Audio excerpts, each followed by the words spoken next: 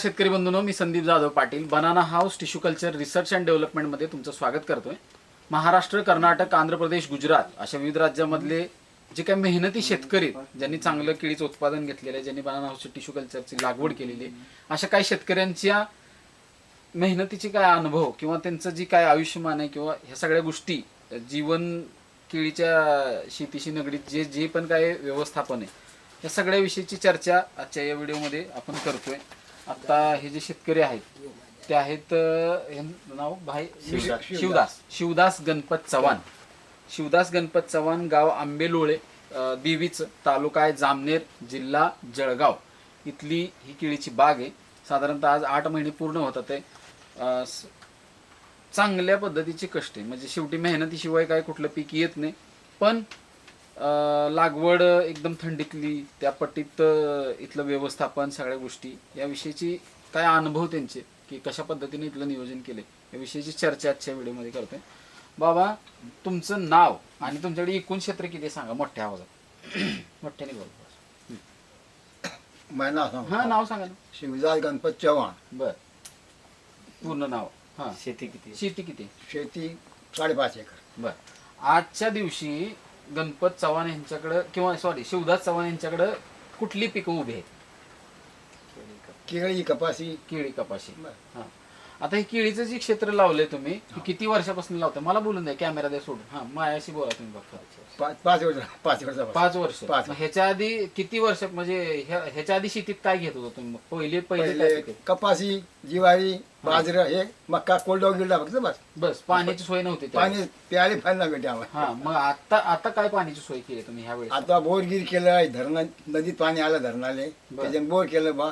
पाणी लागलं, चिकून पाणी आणलं. किती अंतरावरून? त्याला किती खर्च आला असला अंदाजे? त्याला जो 3-4 लाख रुपये लागले आणायला, पाणी आले टिकून. बर, त्या क्षेत्रात आणि क्षेत्र बी थोडस माडरानावरच असल्यासारखं, थोडस डोंगर भाग दिसतो या बाजूला. आणि पाण्याचं अडचणच आहे थोडी, म्हणजे नाही म्हणलं तरी बी हायचं अडचण. असं काय म्हणजे प्यायला पण पाणी मिळायचं नाही इथं. लय जेमतेम सगळीच क्षेत्र. मग हे 4-5 वर्षातच केळी करावं लागलं तुम्ही, बरोबर ना? 4-5 वर्ष.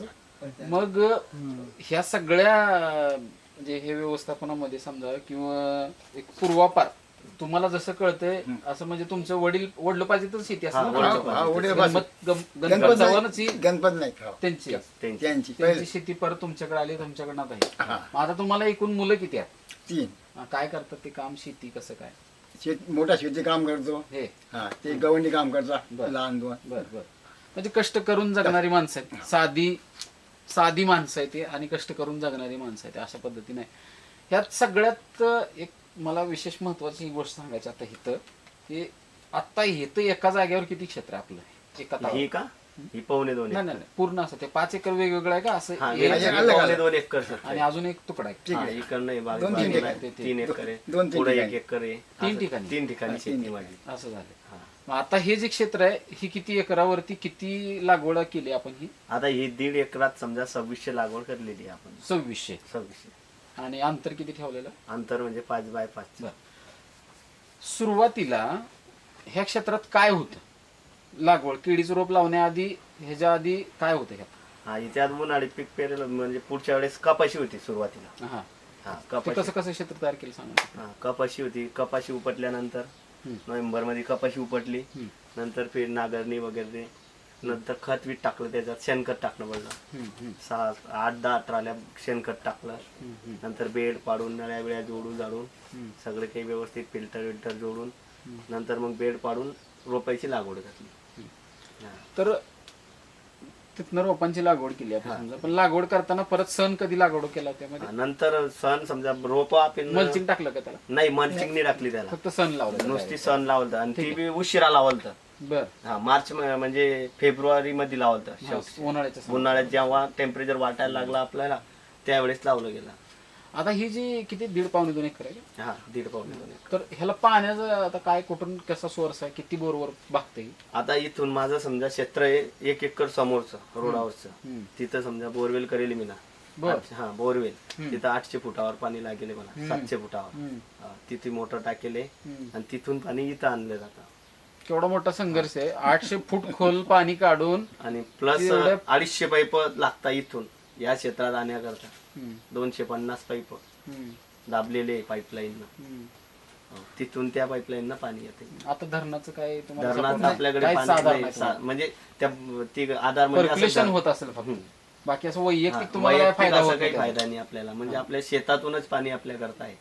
हा, फक्त वैयक्तिकच आहे. आणि मग देवपाणी काय असेल ते देवपाणी. देवपाण्याच्या भराशी देव पाणी तर म्हणणं एकच आहे की ती संघर्षात्मक हा सगळा प्रवास चालू आहे. शेणखताचा काय वापर आपण केला आणि सुरुवातीला कराल तर आणि ज्यावेळेस पिके- जमीन तयार कराल तर म्हणजे कापाशीच्या आधी नाही, कपाशी उपटल्यानंतर जेव्हा शेती केळीसाठी शेती तयार करत होतो त्यावेळेस नांगरणीचा पहिले 8 ट्रिपा ट्रॅक्टरच्या असं 8 ट्रिपा म्हणून पूर्ण क्षेत्र 1.5 एकर टाकला आपण. बर हा, शेणखत. आणि आतापर्यंत रासायनिक खताचे किती वेळा डोस टाकलेले? रासायनिक खताचे आतापर्यंत 3 वेळेस झाले. 3 वेळा. 3 वेळेस सोडसाड किती दिवसांनी? सोडसाड असं 8 दिवसातून चालू राहतं. घडावर फवारणी अजून काय पडली? अजून काही पडली नाही. आणि किती पडतात समजा तुमच्या? गडावर तरी 5 फवारण्या पडतात.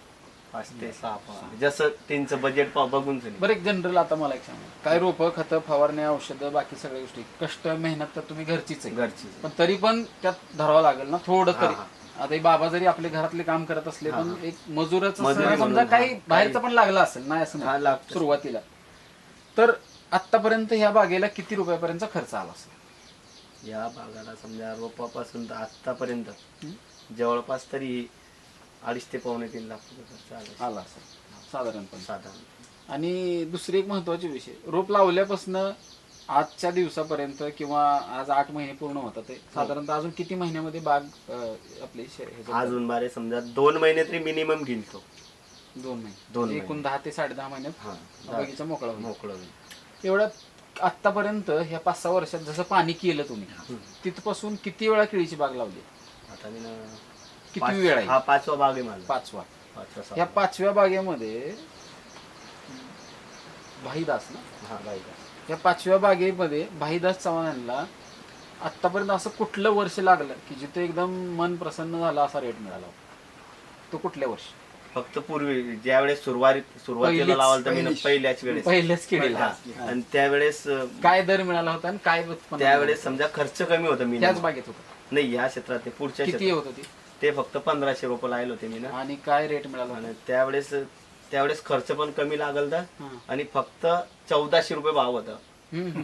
पण ते खर्चाच्या बजेटनुसार त्यावेळेस मध्ये ते भरपूर पुरून गेलत आणि माल पण चांगला निघालता त्याचा. तरी अंदाजे किती लाखात झालं? 1, 2, 3, 4 ते तरी मला समजा 2.5 लाखाचं झालतं. आणि खर्च काय? एका 50-60-70 हजार? 60,000 65,000 रुपये खर्च लागला मला त्यावेळेस. म्हणजे चांगलं उत्पन्न मिळालं. चांगलं उत्पन्न जे पण घातले त्याच्या डबल मिळाले डबल थोडक्यात मिळालं तुमचं. त्यावेळेस. पुढच्या केळीला आणि त्याच्यानंतर मग 1 वर्ष असं गॅप गेला आणि दुसऱ्या क्षेत्रात लावलं मी ना. त्याच्यात बी मिनिमम भेटलं मला. हा, म्हणजे तोट्यात कष्ट केलं त्याचा कष्ट फायदा केलं. तर म्हणजे जेवढं आणि आपण केलं तेवढं तरी महागारी मिळालं टाकलेलं. आतापर्यंत केळी दरवर्षी लावतो मी. जेवढं टाकलेलं मिनिमम तेवढं. म्हणजे जेवढे टाकलेले त्याच्यापेक्षा आपल्याला मजुरी काढून प्लस करून मिळतंच. मिळतं मिळतंच. केव्हाही.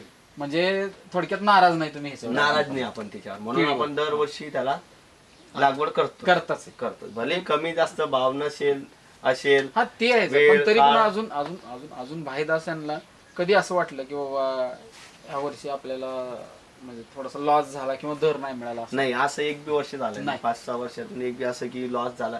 भले बगीचा जमला म्हणजे 1 असेल, रुपया टाकला तरी 1 रुपया माघारी हा, येतो. माघारी. भले 1.5 रुपये 2 रुपये नाही पण हा. 1ला 1 रुपया तरी माघारी मिळतोय येतो. बा, असं आहे ते. त्यामुळे नाराज नाराजी नाही त्याच्यावर. एक समाधान आहे ह्या सगळ्या गोष्टीचं की आणि स्वतः बी तुम्ही यायचंय, स्वतः कष्ट करताय, बाकी सगळ्या गोष्टी त्या आतापर्यंत आज समजा 8 महिने होतात.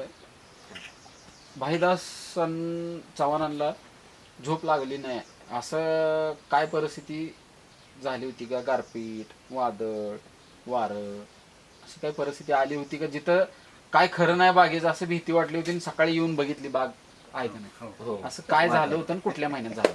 हा, आता समजा बा ना, पुढच्याच महिन्यात जेव्हा सुरुवात बारसती जून महिन्याच्या वेळेस एंडिंगला, जून महिन्याच्या एंडिंगला खूप मोठं वादळ. खूप अवकाळी height पाऊस वाटत होता होते. का? पाऊस होता का बी नुसतं होता, वारा वारं बी होता. वारा हा. लय झालं. आणि त्याच्यात माझे कमीत कमी 60 एक झाडं. 50-60 झाड झाड पडली होती. 60 हा, का 60 न 50-60 70. हा. हा. एवढे झाडं समजा नुकसानदायक झाले त्यावेळेस. या म्हणजे पडलेच का पूर्ण? पडले पण त्याच्यातून 30 एक झाडं वाचले बा. आम्ही उभं करलं टेका टेका हा, लावून. मग ते थोडस पानं बिनं पण फाटले. आणि 30 एक झाडं समजा जमीनदोस्त झाले की जे उभे राहू शकता नाही असं. थोडं असं माळावर होतं. पण आहे हो. म्हणजे असं आडोसा नाहीये, आजूबाजूला थोडस संरक्षण व्हायसारखी जमीन पण नाही, नाही पूर्ण असं माळासारखं माळासारखं आहे. आहे. आणि इकडून डोंगर आहे. हा उन्हाळ्यात तर काय नसेल एकदम झळायला लागत असते, असं उन्हाचा राग, डोंगर आहे, उन्हाची गरम गरम हवा गरम वाफा लागत, येतात, वाफा येतात. वाफा येतात ना सगळीकडे. असं पण असणार. हा पण किती संघर्षातनं हा सगळा प्रवास चालू आहे. म्हणजे पाणी कुठनं आणलंय ते, खाली जमिनीतनं 800 फूट पाणी बाहेर काढून आता ही वलं दिसते सगळं, हो.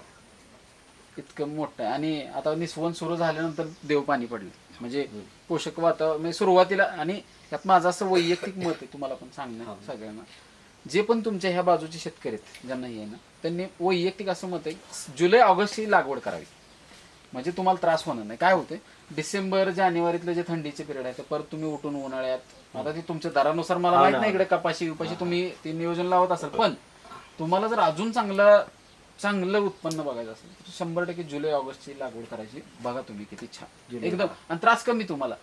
जुलै ऑगस्ट सप्टेंबर ऑक्टोबर 4 महिने तर उद्या पाण्यावर असे बाग वाढून जाते का ते मोठे झाल्यानंतर एवढा त्रास होत नाही. जसं लहान मुलाला त्रास होतो तसं आपण सहन करू शकतो, तसं झाड पण आहे. झाड एकदा मोठं झाल्यानंतर त्याला थोडा ऊन वारा वादळाचा जरी प्रभाव पडला तरी एवढा त्रास होत नाही. पण आमच्याकडे कसं आहे सर, जुलै ऑगस्ट मध्ये जर लावलं ना आपण ना, तर ती निसवड लवकर येते.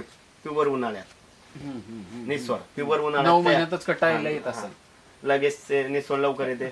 आणि समजा मे जून महिन्याच्या अगोदर म्हणजे त्याच वेळेस थोडासा रेटचा प्रॉब्लेम, रेटचा प्रॉब्लेम तर रेटचं काही नाही. रेट कोणत्याही टाइमला कसंही राहतं, त्याच्या भरोश्यावर शेतकरी जगतच नाही. परंतु विशेष हे आहे की आमच्याकडे टेम्परेचर जास्त असल्यामुळे त्यावेळेस निसवड झाली की त्यावेळेस अशा डोंगर भागाच्या जमिनी राहतात, त्यावेळेस केळीवर भरपूर प्रमाणे चट्टे पडतील, असं ऊन जास्त म्हणजे सनबर्निंग, पत्ते कमी पडून आत ऊन पडायचं प्रमाण जास्त, टेम्परेचर जास्त. टेम्परेचर जास्त असल्यामुळे त्यावेळेस समजा आता तुम्हाला थांबवू पण शकत नाही उन्हामुळे, लवकर मॅच्युरिटी. जसं कलिंगड इकडे टरबूज 50 दिवसामध्ये येते, 40 दिवसामध्ये तसं टेम्परेचर, कारण की आमची खडेची जमीन आहे, बरोबर ना, दगड, निचरा आहे पूर्ण. मग ती जास्त टेम्परेचर देते. अजून ऊन तपलं की तिच्यामुळे ते लावतात, भरपूर जण लावतात, पण ती जमीन पाहून लावली जाते. ज्याची दरकाडीची जमीन आहे, धरणाच्या पाट्या नद्या गिद्याच्या परिसरात आहे, तसे लोक लावतात. तर हे होते, ट्राय मारून पाहू एक अर्ध्या वर्षी, बघून घ्या. ऑगस्ट सप्टेंबर मध्ये लावून सनी. हे होते शिवदास गणपत चव्हाण, गाव आंबेहोळ देवीची, आंबेहोळ देवीचे, तालुका जामनेर, जिल्हा जळगाव, खानदेशच्या धर्तीवरून. धन्यवाद.